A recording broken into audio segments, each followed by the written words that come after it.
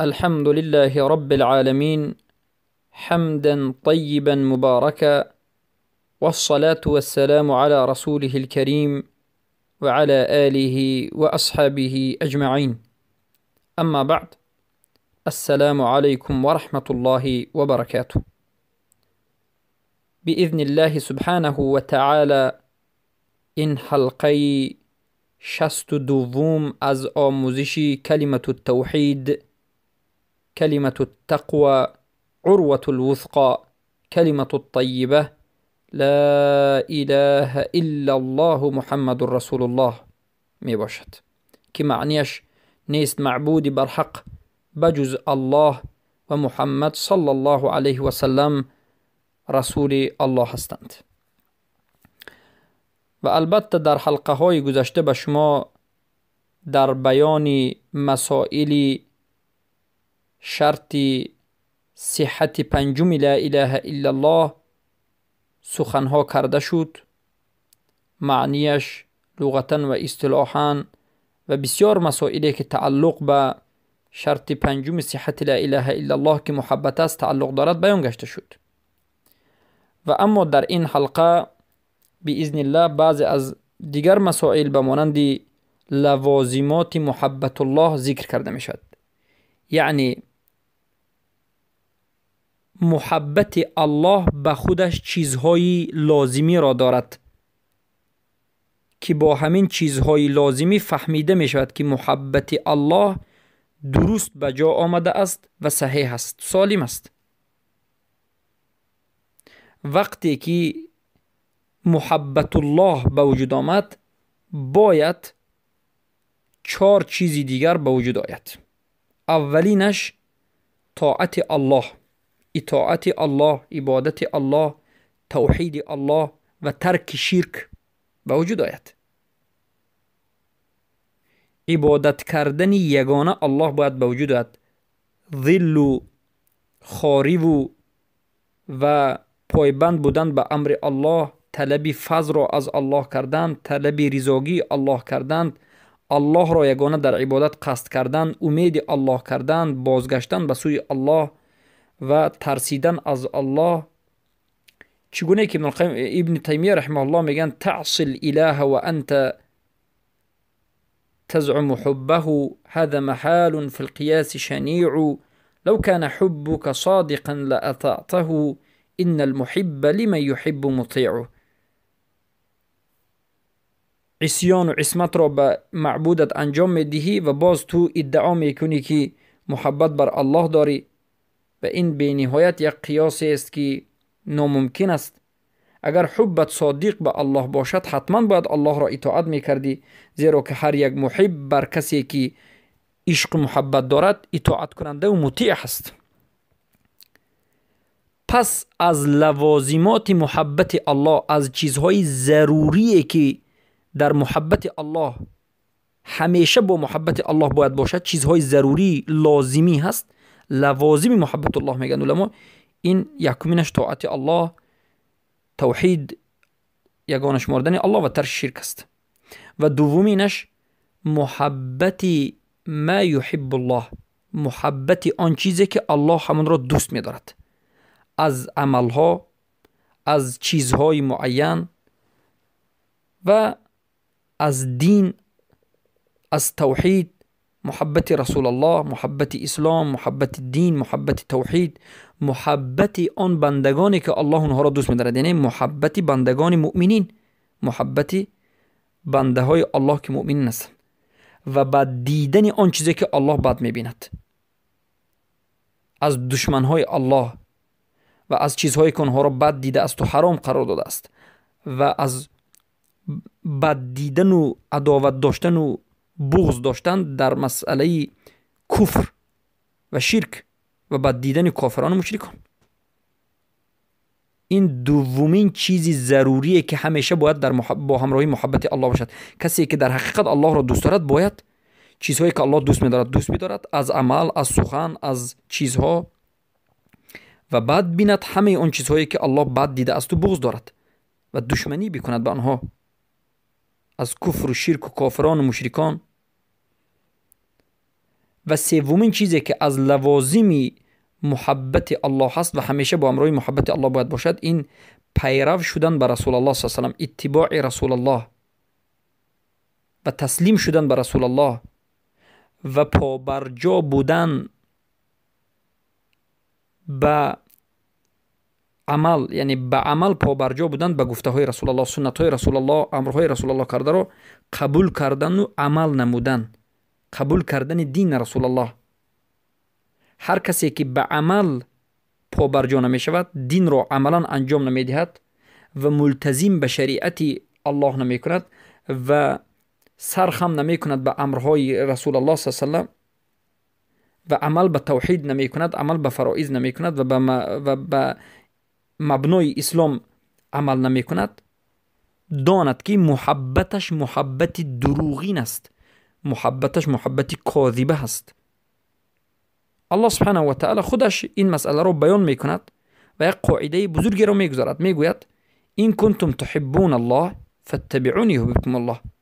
الله میگه ای محمد بگو با این مؤمنان که اگر به مؤمن، به کافر، به مشرک، به همه بگو که اگر شما الله را دوست بدارید، به من متابعت و پیروی نمایید، الله شما را دوست می‌دارد.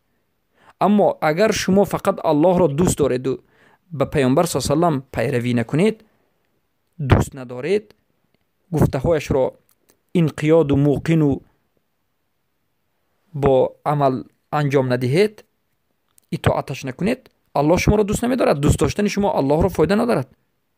همان وقت این دوستداری شما الله را فایده می‌بخشد که الله هم شما را دوست دارد و الله همان وقت شما را دوست می‌دارد که پیروی رسول اکرم صلی الله علیه و سلم باشید. چهارمین چیزی که از لوازم محبت الله هست، این الولاء و البراء هست، کله بالاترین دین. الولاء و البراء که از اصل دین است. یعنی الولاء و البراء این که به مؤمنین موالات کنید، دوستی بکنید.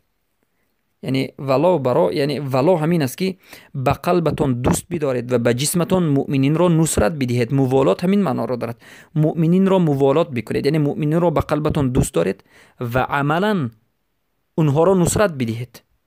مؤمنین را موالات بکنید، نصرتشان بدهید، دوست بدارید و نصیحتشان بکنید، کمکشان بکنید و با دشمنان، یعنی با کافران دشمنی بکنید، بیزاری جویید و اونها را بد ببینید و بغض و عداوت نسبت اونها داشته باشید و ضد اونها جهاد بکنید.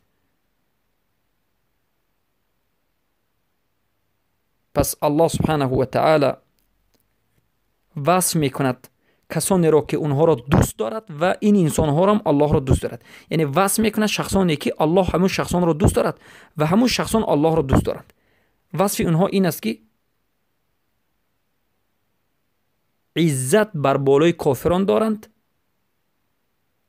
ذلت و تواضع و خاکساری نسبت مؤمنان دارند. مؤمنانی که الله همون مؤمنان را دوست دارد و اینها هم الله را دوست دارند، صفت دارند. صفتشون همین که در بالای کافرها عزیزند، اما در بالای مؤمنان خاکسار و متواضعند.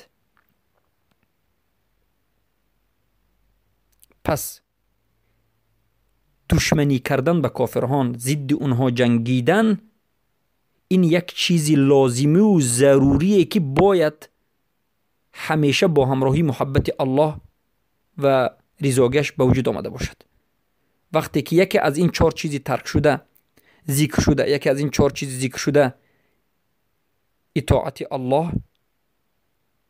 اطاعت الله، توحید و ترک شرک و بد دیدنش.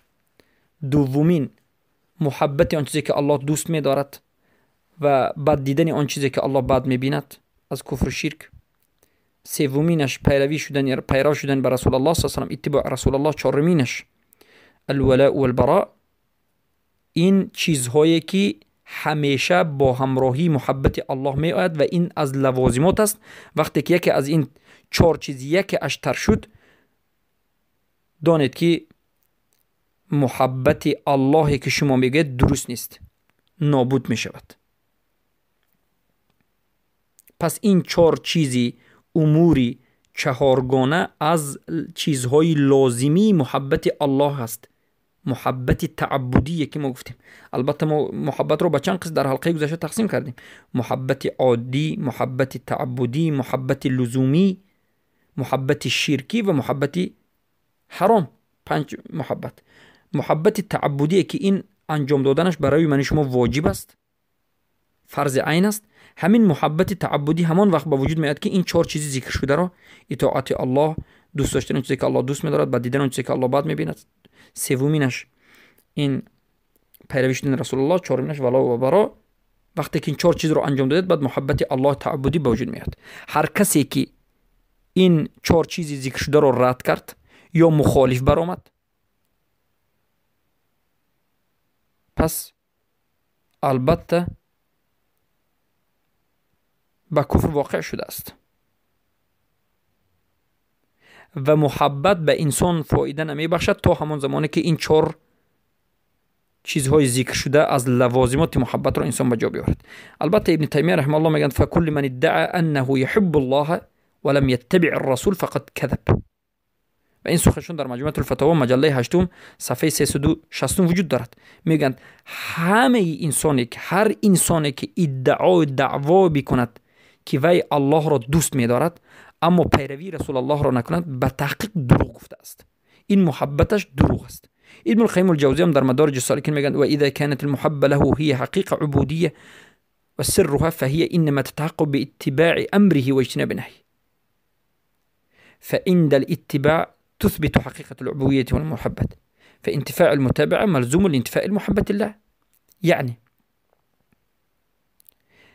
اگر در انسان محبت حقیقی باشد، البته محبت میگن محبت حقیقی عبودی که عبادتی انجام داده شد، سرش این است که همان وقت همین محبت تعبدی به وجود می آید و سرش این است که پیروی رسول الله به وجود آید، اتباع رسول الله، پیرو شدن به امرهایش و اجتناب کردن و بازداشتن نفس از نهی کرده رسول الله انسان را به محبت تعبدی حقیقی می رساند. پس زمانی که انسان پیروی رسول اکرم صلی الله علیه وسلم کرد و اتباع ثابت شد، حقیقت عبودیت در محبت به وجود آمد. زمانی که پیروی رسول الله نابود شد، زمانی که انسان پیروی رسول الله را ترک کرد، پیروی رسول الله نکرد، در این وقت محبت الله، محبت تعبدی نابود می گردد.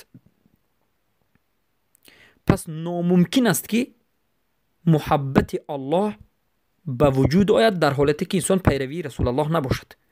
پس ببینید همه کسانی که ادعا دارند که ما الله را دوست می‌داریم اما سنت رسول الله را ترک می‌کنند، پیرو نمی‌شوند، وقتی که سنت صحیح را میگوید قبول نمی‌کنند، از علمانی و لیبرالی و دموکراسی و مرتدان و منافقان و حزبیان، همه اشان این دعوایی که دعوای محبت الله را میکنند دروغ است.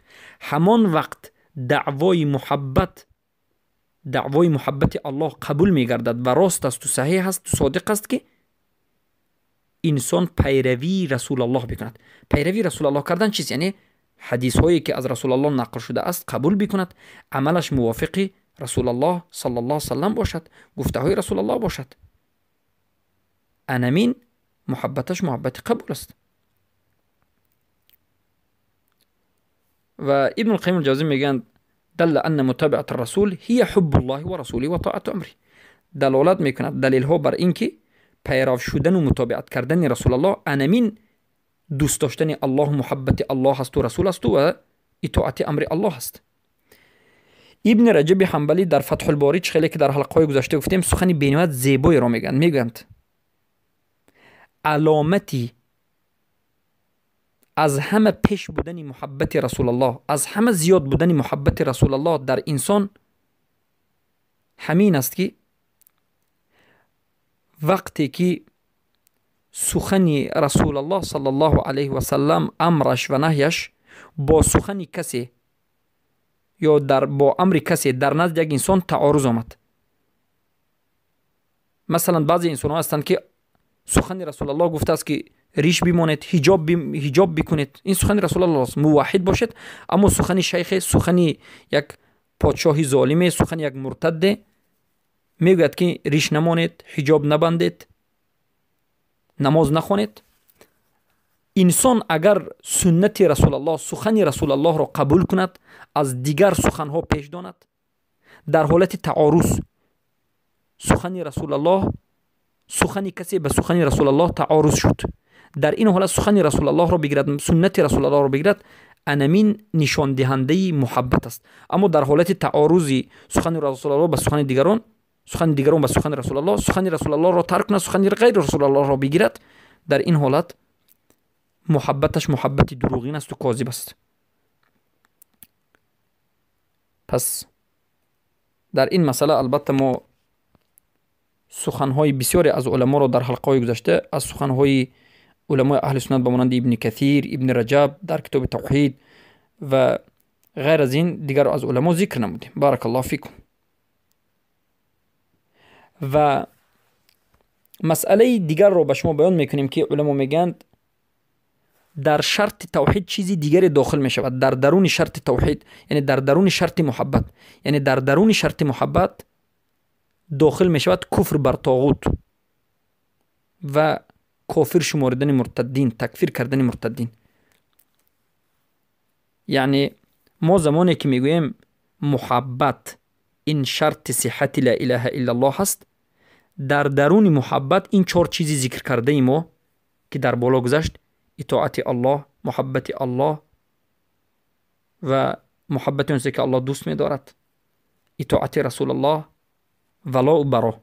در درون این محبت وجود دارد. زمانی که ما محبت شرط صحت لا اله الا الله میگیم، باید دانید که در درون همین محبت کفر بر طاغوت و تکفیر کردن مرتدین وجود دارد و داخل است. کفر بر طاغوت و تکفیر کردن مشرکین داخل محبت، داخل محبتی که شرط صحت لا اله الا الله است.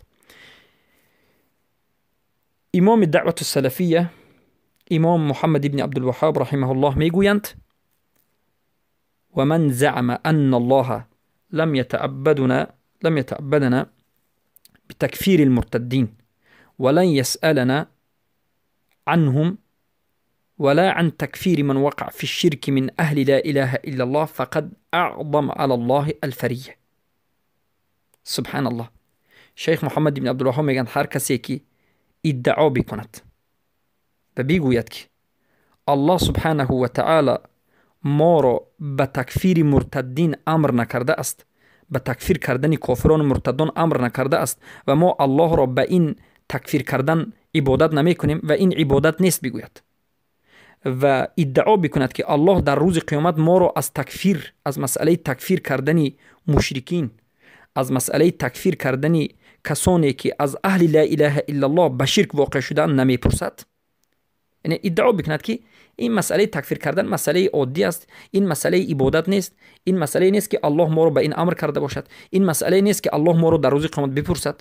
مشرکان رو تکفیر کردن فرقی ندارد. این مسئله رو ما به یک طرف میگذاریم، دین دیگر چیز است. بگفته کسی ادعا بکند داند که میگن به تحقیق به حق الله بزرگترین تهمت را انجام داده است. سبحان الله.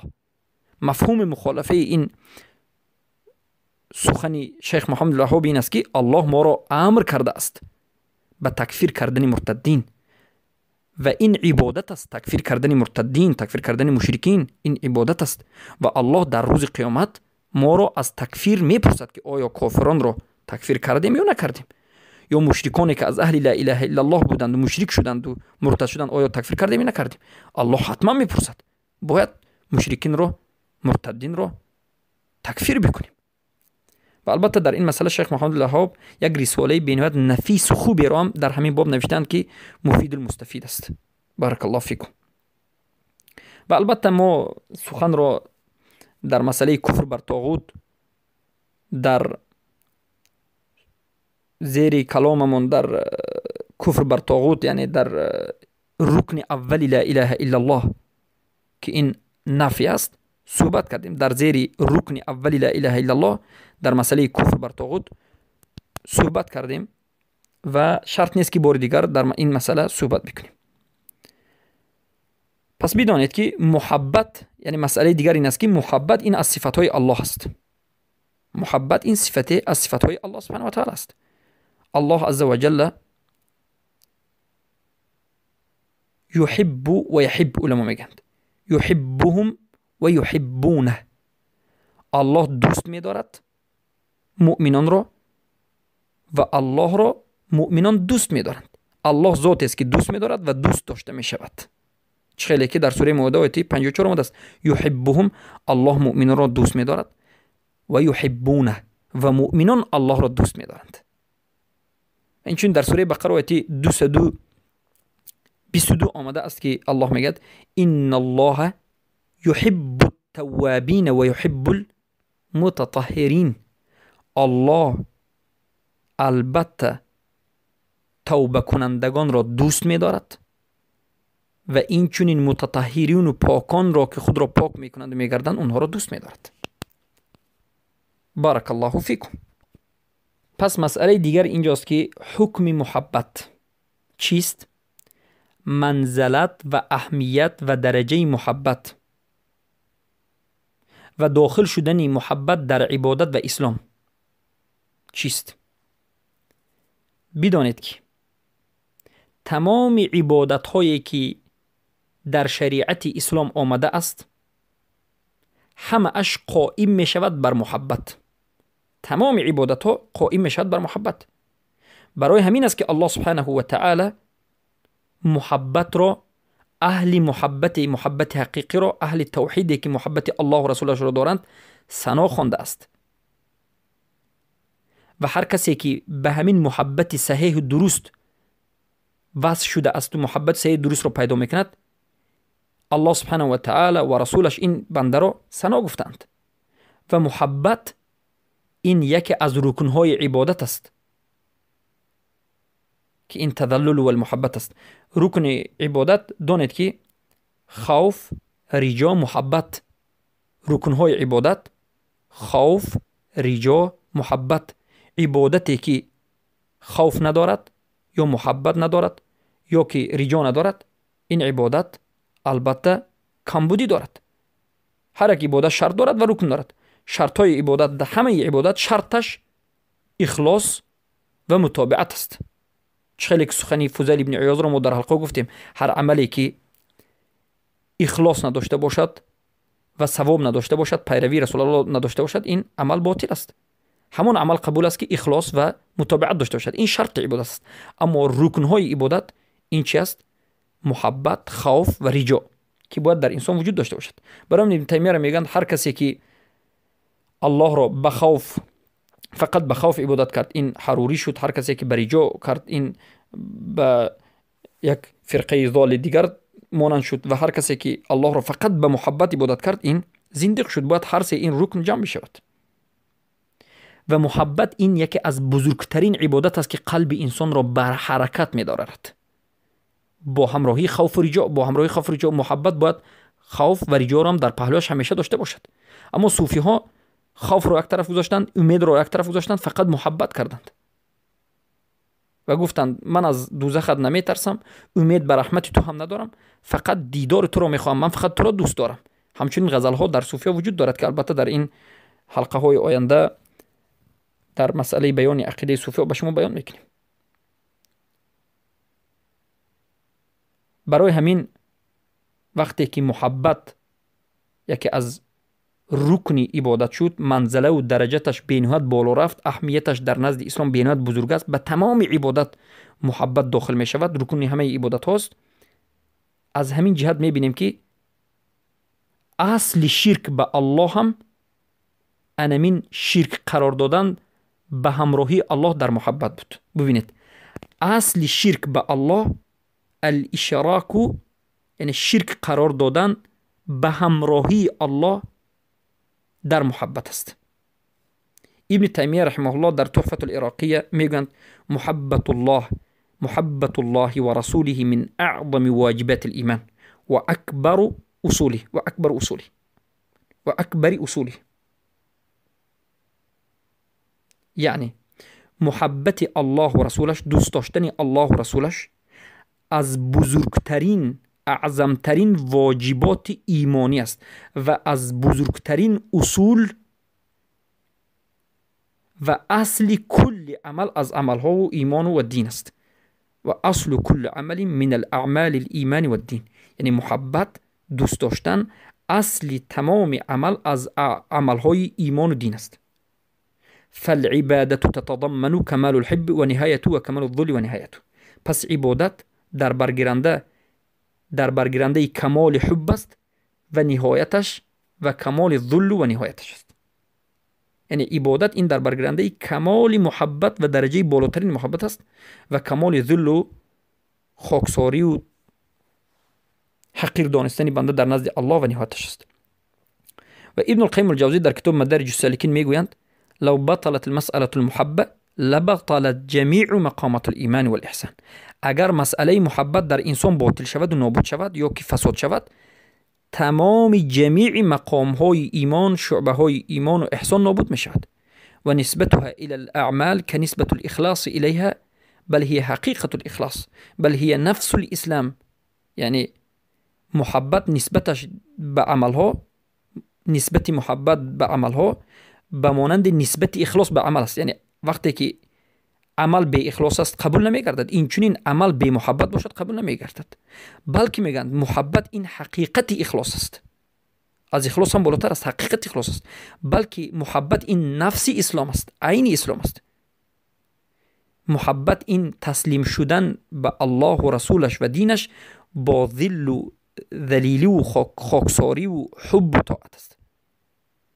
هر کسی که محبت ندارد، یعنی محبت الله ندارد، محبت دین ندارد، محبت توحید ندارد، محبت موحدین ندارد، محبت رسول الله ندارد، ولا و برا ندارد، محبت چیزهای الله دوست داشته را، محبت تعبدی و محبت لزومی ندارد، این اصلا اسلام ندارد. لا اسلام له. البته اسلام اصلا میگن البته که اسلام ندارد.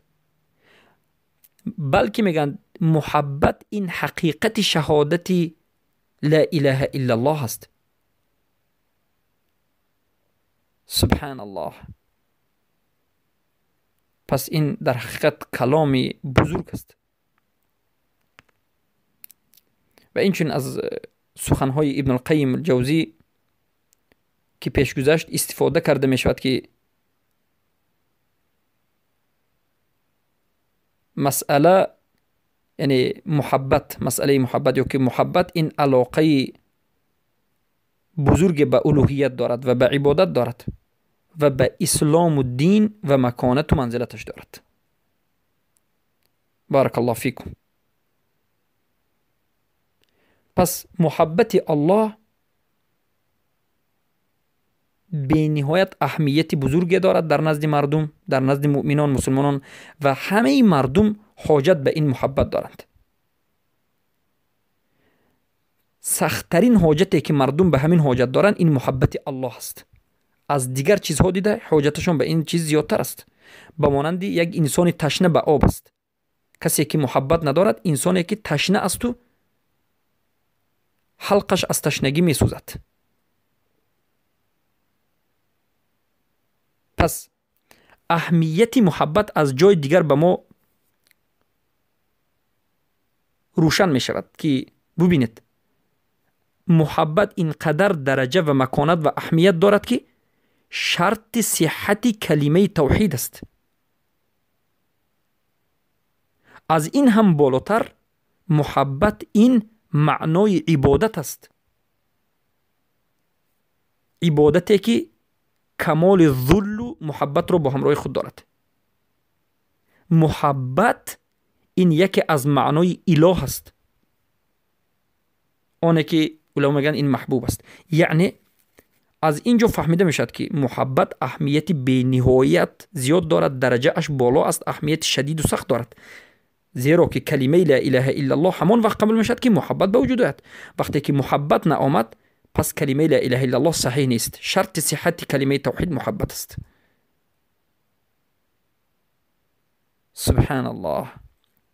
پس با همین این حلقه رو به پایان میرسونیم و باذن الله در حلقه آینده با باقی مانده از مسئله ها در مسئله محبت صحبت خواهیم کرد. و البته والله اعلم مسئله دیگر در حلقه آینده این است که آیا خوف الله، ترس از الله از شرط لا اله الا الله هست یا نیست. البته در این مسئله در حلقه آینده صحبت خواهیم کرد. السلام علیکم و رحمت الله و برکاته. از الله می طلبیم که حقیقت محبتش را و محبت آن چیزی که دوست می دارد و بد دیدن آن چیزی که بد می بیند و پیروی رسول الله صلی الله علیه و سلم را و الولاء والبراء را